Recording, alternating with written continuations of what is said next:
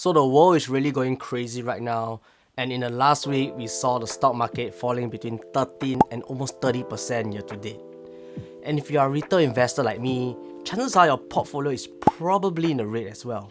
From the year-to-date view, we can see that the S&P 500, which is the top 500 companies in the US, is down almost 18% from 4,800 to roughly 3,009. And the Nasdaq, which hosts all the tech companies, is down from $200 to $143, which is a 30% drop. And as the day goes by, the indexes continue to fall, and some investors consider this a bear market. One of the few reasons for the crash of this size is because of policy changes that the US Feds have made. When we had the pandemic, the Feds were printing money to stabilize the economy and not letting it go crazy, but this created a problem with Inflation.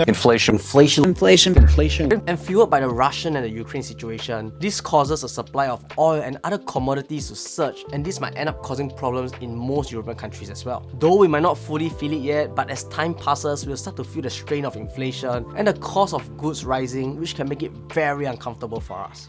Well, I feel that soon. And this brings us to the question, what is considered a recession?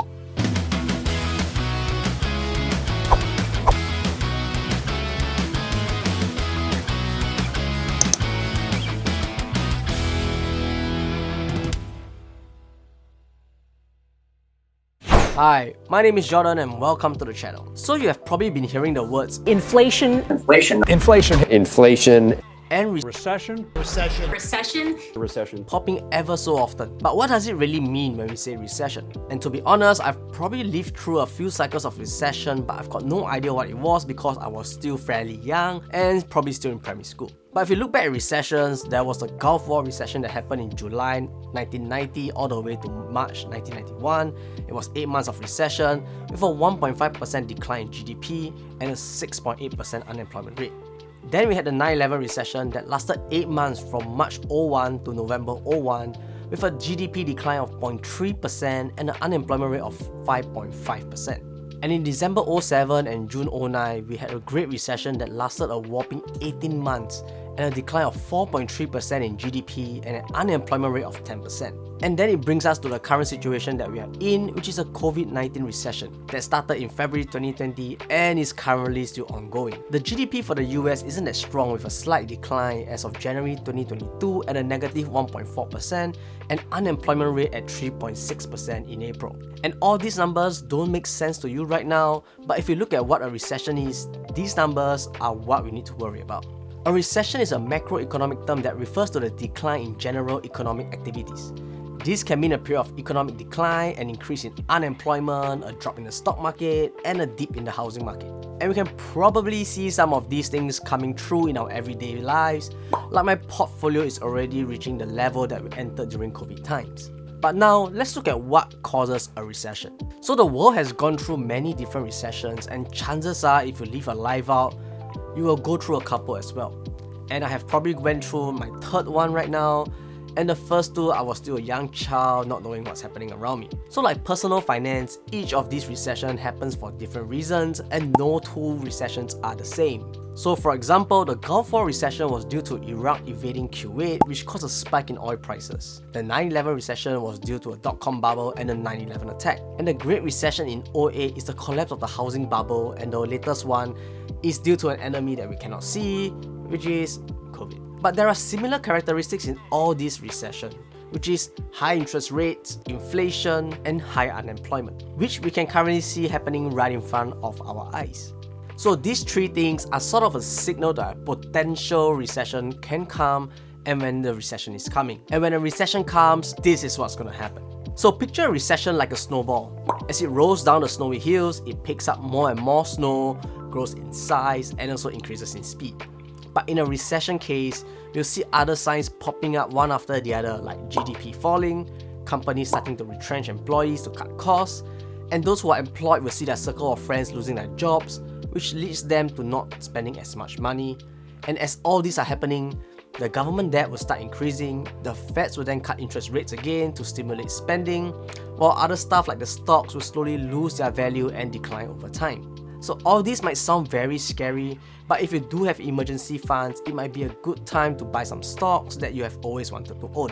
And the next question that you probably have is, how long does a typical recession last? So as we can see from the last few recessions, the timeline for each recession is ranged between 8 to 18 months, with the COVID one still ongoing since February 2020 and it's almost roughly 2 years right now. And we might be in for a longer ride. And during this time, I hope that everyone gets mentally prepared to scrimp and save more until there's a silver lining coming up. Well, there's a silver lining. And the next important question here is, how will the recession affect us? Chances are our financials will be greatly affected. Even if we hold on to our jobs, our bank accounts might start losing value and some of us might lose our jobs once again. And with a larger number of people losing their jobs, we expect bankruptcies to happen as well. But there are a few things that we can do to prepare and protect ourselves from a recession, which I've covered in a previous video, but here it is in a nutshell. So the first thing we want to do is to build a budget and stick to it. So having a budget allows you to plan your finances better and lets you see how much more of a runway you have with your money. Then we need to beef up our emergency funds. So having a 6 to 12 months of an emergency funds will allow you to pay off any unforeseen circumstances or unforeseen events that might pop up along the way. So be it if you are working or not, having this amount of money will put your mental health at ease knowing that you have surplus of cash in the event anything happens. And lastly, we want to use our spare time to pick up a new skill or master a new skill that we have always wanted to have. So having a new skill allows you to be more employable if that skill is related to your industry or your job. But if your skill is something in demand like videography, photography, or doing makeup, you might be able to monetize that skill and earn an extra stream of income. And speaking of income, we have to talk about today's sponsor, HabitTrade. We all know that cryptocurrencies do have ups and downs, and this is a pretty scary roller coaster ride. And sometimes when we have those gains, we want to safeguard it and ensure that it grows and does not stay stagnant. So this is where the sponsor for today's video, HabitTrade, comes in. HabitTrade is the first crypto-friendly global stock investment platform that allows you to trade stocks available on the Nasdaq, New York Stock Exchange, and Hong Kong Exchange. So this means that you're able to purchase your favorite stocks like Tesla, P&G, Apple, and much more on HabitTrade. But one of the unique features of HabitTrade is the ability to transfer stable coins like USDT directly into HabitTrade platform and start purchasing these stocks with a few taps of the button. So having our profits placed into a blue chip stock allows us to diversify our portfolio, reducing the risk that we are already taking on with our money. The interface on HabitTrade is simple and easy, which is something I really appreciate because why complicate stuff?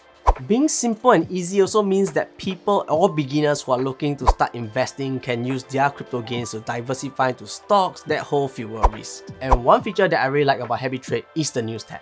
So the news tab gives me an up-to-date news and also shows me the price change of stocks that are mentioned in the news, which is a great way to get bite-sized information on the go. There is also a trending page that shows you the latest trending stocks in the market that you can look into. And by signing up with the link in the description down below, you get a free stock worth $5 when you make your first purchase of $300 in stocks.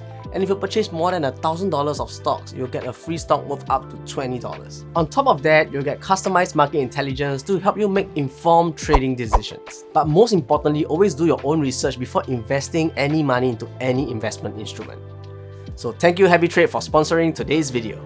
Although the impending recession might seem like something really scary, always keep in mind that the economy has always recovered from worse recessions and always bounced back. And all we need to have is to have patience and to stick to our plan. If you have found value in this video, do smash the like button, subscribe to the channel if you haven't, turn on notifications to get the latest videos, and I'll see you in the next one.